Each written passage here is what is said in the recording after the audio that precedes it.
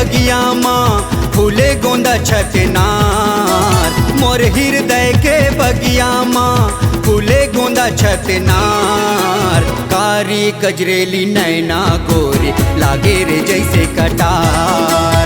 कारी कजरेली नैना गोरी लागे रे जैसे कटार। मोर हृदय के बगिया माँ फूले गोंदा छतनार। मोर हृदय के बगिया माँ फूले गोंदा छतनार। कारी कजरेली नैना गोरी लागे रे जैसे कटार। कारी कजरेली नैना गोरी लागे रे जैसे कटार।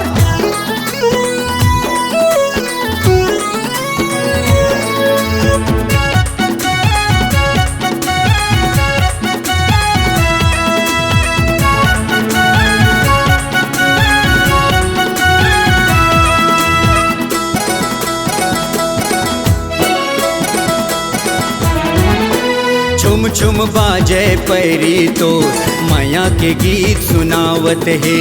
खन खन लाली चूरी हा लागत है जैसे बलावत है।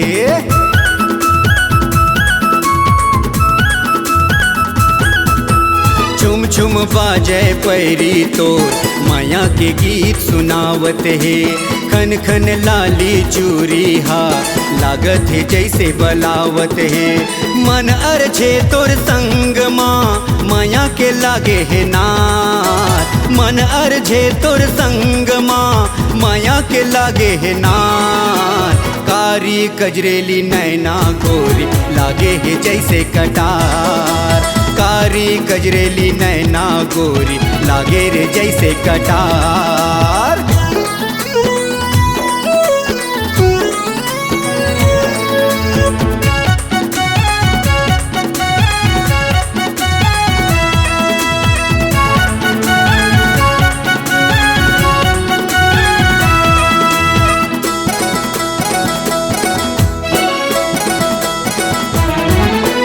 लाली रंग तोर लुगरा गोरी उज्जर रंग सजावत है।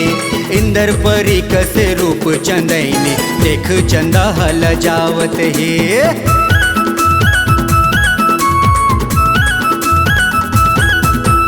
लाली रंग तोर लुगरा गोरी उज्जर रंग सजावत है।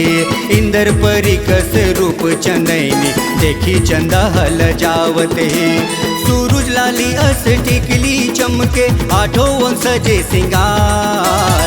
सूरज लाली जैसे टिकली चमके आठों वन सजे सिंगार।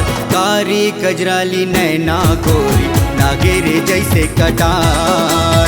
कारी कजराली नैना गोरी लागे रे जैसे कटार। मोर हृदय के बगिया माँ फूले गोंदा छतनार। मोर हृदय के बगिया माँ फूले गोंदा छतनार।